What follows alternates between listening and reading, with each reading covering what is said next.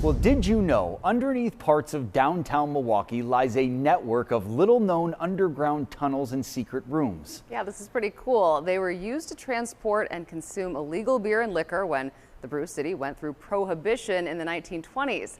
CBS 58's Brendan Cullerton shows us how Milwaukee's past is coming to light.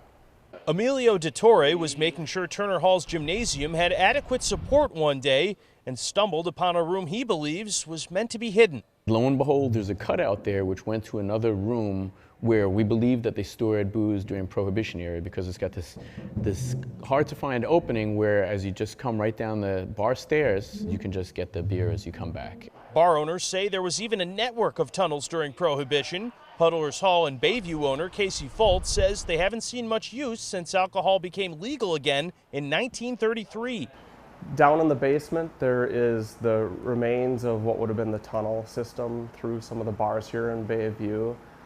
It's been blocked over. I haven't taken a sledgehammer to it yet, but I've heard plenty of stories of, people as kids running through the tunnels. Dottore says a similar system existed underneath Old World 3rd Street, connected to the Milwaukee River. The proprietors of the bars would be able to get their booze through these different tunnels and then run them into the different bars. And so our Vel Phillips tunnel was closed, I think, during the 70s when they were expanding the sewer system. The Milwaukee County Historical Society says Milwaukee was notoriously lax about not enforcing Prohibition, but that did not stop people from skirting the law and eventually getting caught. The courts were completely clogged with cases. They had to create a whole new court just to handle Prohibition-related cases. Society Director of Collections Ben Barbara says brewing was the 4th largest industry in the city prior to Prohibition, and despite those federal raids, the booze kept flowing. Establishments where they were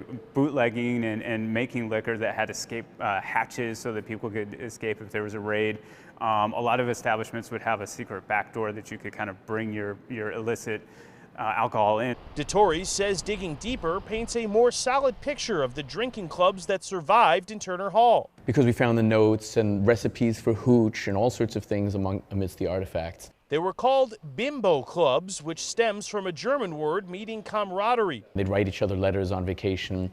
They had collections to support one another in times of need, so so-and-so's fallen on hard times, and they tap into the bimbo fund. Eventually, Prohibition ended and Milwaukee celebrated, but there were some lasting changes. Breweries consolidated as only Miller, Blatz, Schlitz, and Pabst were able to survive. A couple kind of hung on for a few years after and then shut down because their reserves had been decimated during Prohibition. So really we only had 4 significant breweries left. The brewing industry also fell off as one of the primary economic drivers of the city as people grew used to drinking at home while taverns were illegal. You see fewer breweries, you see it as less of a economic impact, and there's fewer taverns and drinking outside of the home as well. But culture remains through taverns, breweries, and even sports in a city that gave less mind to Prohibition than most.